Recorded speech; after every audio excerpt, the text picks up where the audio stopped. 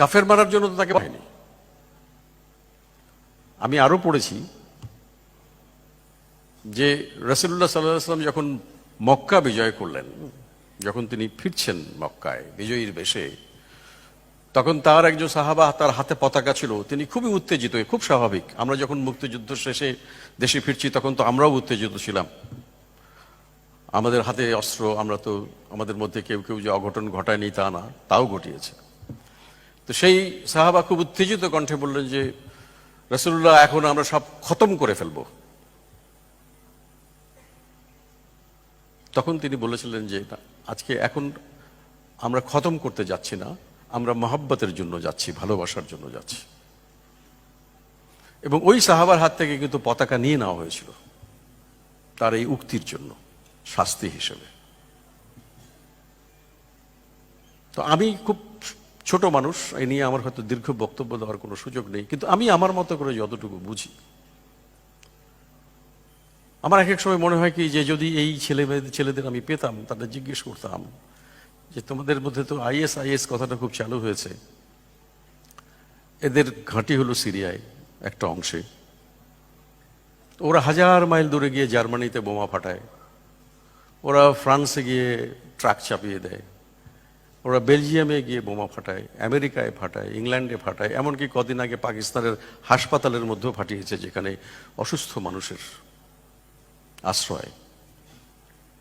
তো তোমার বাড়ির কাছে মাত্র 50 মাইল দূরে হলো ইসরায়েল। ইসরায়েলকে তো আমরা বলি, ইসরায়েলকে আমরা বলি ইসলামের সবচেয়ে বড় শত্রু, বলি না? তো তুমি 50 মাইল দূরে গিয়ে ইসরায়েলে একটা বোমা ফাটাও না কেন? আমি এই জন্য আইএস মানে আমি কিন্তু ইসলামী স্টেট বলি না, আমি বলি আইএস মানে ইসরায়েল স্টেট।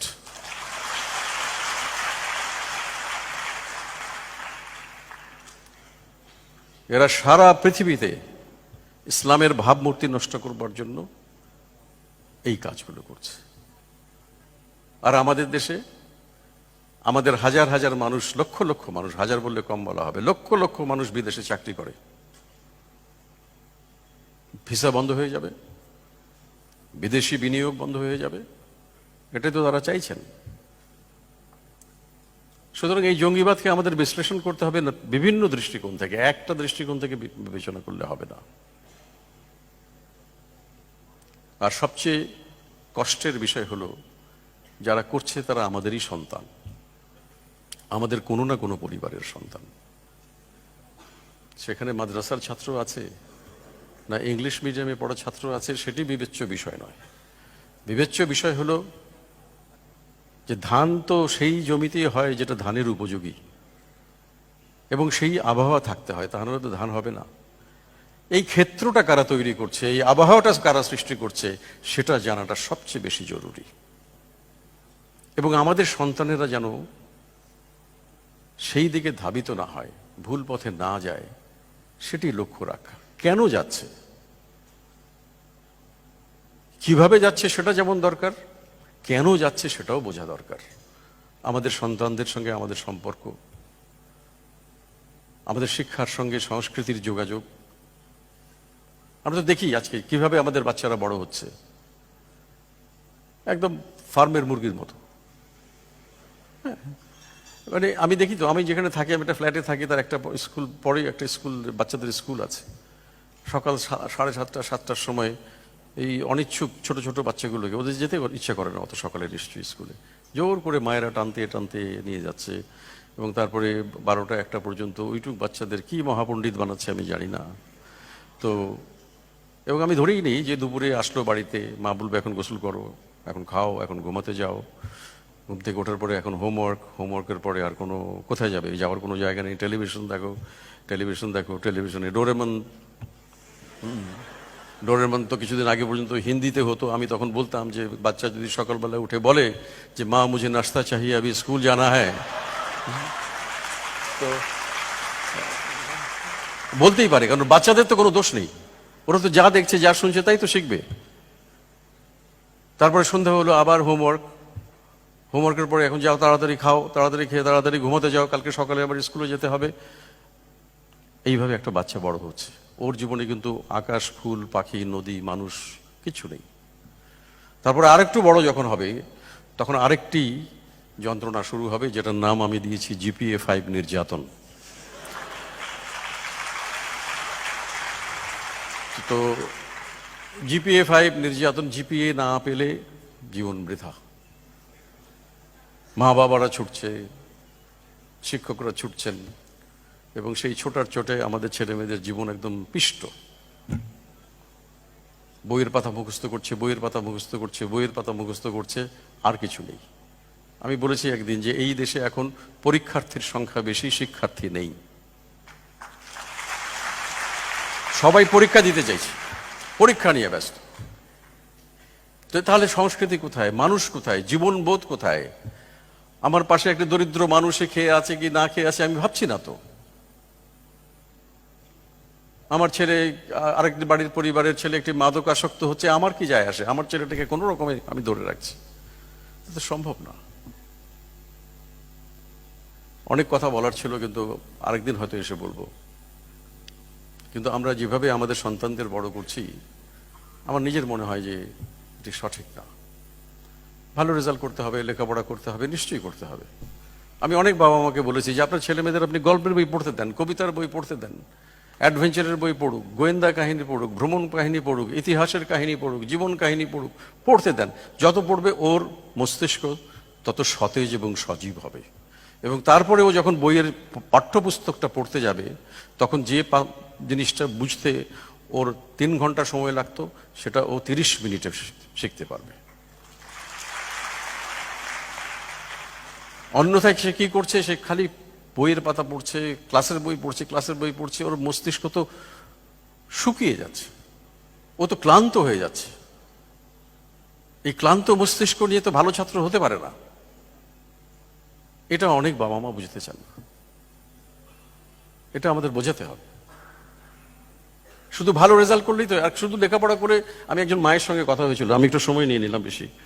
আমার একজন মায়ের সঙ্গে কথা হচ্ছিল, আমরা এক ফ্লাইটে আসছিলাম সৈয়দপুর থেকে। উনি বলছেন যে এই যে আপনাকে পেয়ে ভালোই হয়েছে, আপনি শিক্ষামন্ত্রীকে গিয়ে একটা কথা বলবেন যে এই যে আপনারা চারু ও কারুকলা শুরু করেছেন স্কুলে পড়ানো, এটা পড়ে কি হবে? আমার ছেলে কি জয়নুল আবেদিন হবে? তারপরে বললেন যে আপনারা শরীর চর্চা বাধ্যতামূলক করেছেন, এতে তো লেখাপড়ার খুব ক্ষতি হচ্ছে। তো একজন মা বলছেন যে বাচ্চার কথা এইভাবে বলছেন। তো আমি তখন ওনাকে বললাম যে আচ্ছা, আপনার বাচ্চাকে আপনি কিভাবে মানুষ করতে চান? বলে না, লেখাপড়া শিখবে, ভালো চাকরি করবে। আমি তো নিশ্চয়ই, আমরা সবাই চাই যে আমাদের ছেলেমেয়েরা লেখাপড়া শিখে ভালো ফল করবে, ভালো চাকরি করবে, ব্যবসা করবে, অনেক টাকা আয় করবে। আমি একটা নিশ্চিন্ত জীবন যাপন করবো, ছেলেমেয়েরা আয় করলে তো আমরা নিশ্চিন্ত। তা আমি বললাম যে আপনি ক্রিকেট খেলা দেখেন? মানে হ্যাঁ দেখি, আমরা বাড়ি শুদ্ধ সবাই খুব ক্রিকেট খেলা পছন্দ করি। তাই আমি বললাম যে আপনার প্রিয় খেলোয়াড়কে? এটা কয়েক মাস আগের কথা। তো উনি বলছেন যে সাকিব আল হাসান। তো আমি বললাম যে আপনি কি জানেন যে সাকিব আল হাসান কয়েকদিন পরে IPL এ খেলতে যাচ্ছে ইন্ডিয়াতে? তো উনি ওখানে মাস 1.5 থাকবেন, কলকাতা নাইট রাইডার্সের হয়ে খেলবেন, এবং সব খেলা যে খেলবেন এমনও না, কিছু খেলা খেলবেন, কিছু খেলা খেলবেন না। তো উনি কত টাকা পাবেন আপনি জানেন? তো বলে না, জানি না। আমি বললাম যে প্রায় 3.5 কোটি টাকা পাবেন। তো কেউ কি জিজ্ঞেস করে যে সাকিব আল হাসান আপনি কি GPA-5 পেয়েছিলেন কিনা?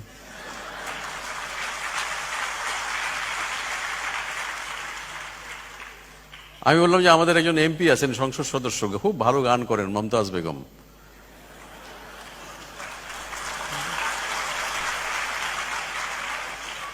তো উনি গান করতে কত টাকা নেন আপনি জানেন?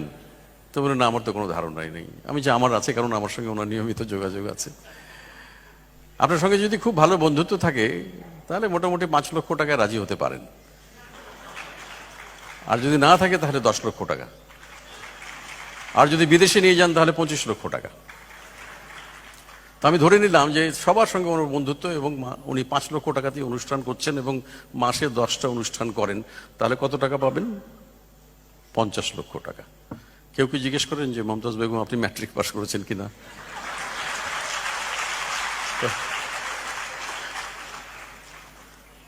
তো আমি বললাম যে আসলে পয়সা তো নানানভাবে আয় করা যায়, তার জন্য যে সবসময় আপনাকে মহাপণ্ডিত হতে হবে এমন কোনো কথা নয়। আমি বলছি না যে আপনার ছেলে মেয়ের লেখাপড়া আপনি বন্ধ করে দিয়ে তাকে ক্রিকেট খেলতে নামিয়ে দেন, সেটা বলছি না। কিন্তু সাকিব আল হাসান তো মাস্টার্স পাস করা ছেলে, আমি জানি। কিন্তু কথাটা হলো যে আপনারা যেভাবে দেখছেন জীবনটা কিন্তু এরকম নয়। আমি আরো বললাম যে আমাদের একজন বিখ্যাত শিল্পী কাইয়ুম চৌধুরী মারা গেছেন কিছুদিন আগে। তার একটা পেইন্টিং এর দাম এখন, একটা তেল রঙের পেইন্টিং এর দাম 30 থেকে 50 লক্ষ টাকা একটা। তো কেউ তো জিজ্ঞেস করেন, কোনোদিন খোঁজ করেননি যে কাইয়ুম চৌধুরী কি পাশ করেছেন। সুতরাং মানুষের মেধার বিকাশ নানানভাবে হতে পারে। আমাদের সন্তানদের মধ্যে কিন্তু সেই সম্ভাবনাগুলো আমরা দেখবার কোনো চেষ্টা করি না। আমরা শুধু পাস, রেজাল্ট, ভালো রেজাল্ট, ক্লাসে তো একজন ছেলে ফার্স্ট হবে, একজন ছেলে সেকেন্ড হবে, তাই বলে যারা ফার্স্ট সেকেন্ড থার্ড ফোর্থ এগুলো হবে না তাদেরকে আমরা বঙ্গোপসাগরে ভাসিয়ে দেবো? আমি তো বুঝতে পারি না। তাদের দিয়ে আর কিছু হবে না। আমি জানি না জামান ভাই কত ভালো ছাত্র ছিলেন,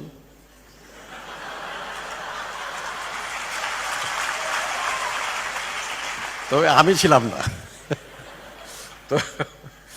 তো যাই হোক, এখন এই যে আমি তারপরে আবার ওনাকে জিজ্ঞেস করলাম যে আচ্ছা, আপনি আইনস্টাইনের ছবি দেখেছেন? মহাবিজ্ঞানী, সর্বকালের শ্রেষ্ঠ বিজ্ঞানী বলা হয়।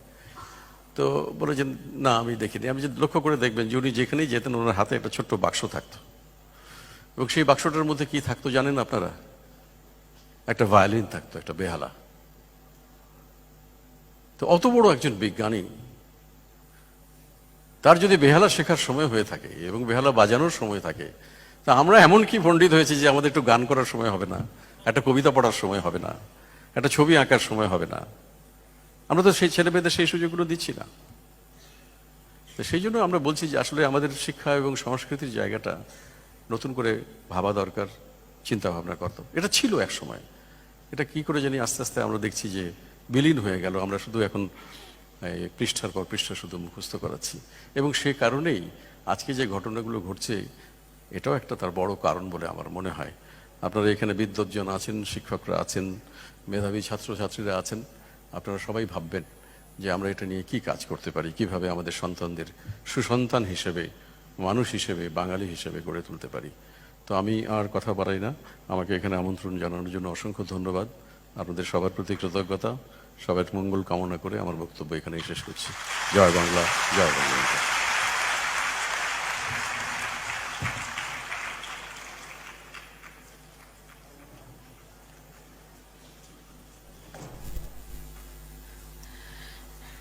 ধন্যবাদ। আলোচনা সভার পরে থাকবে ছাত্রছাত্রীদের পরিবেশনায় গীতি আলেখ্য বঙ্গবন্ধু বাংলাদেশ জাতীয় সংহতি। এরপর আছে নর্থ সাউথ ইউনিভার্সিটির অ্যালামনাই ওল্ড স্কুলের মোবাশ্বের চৌধুরীর দেশাত্মবোধক এবং জাগরণের গানের পরিবেশনা। আপনারা সবাই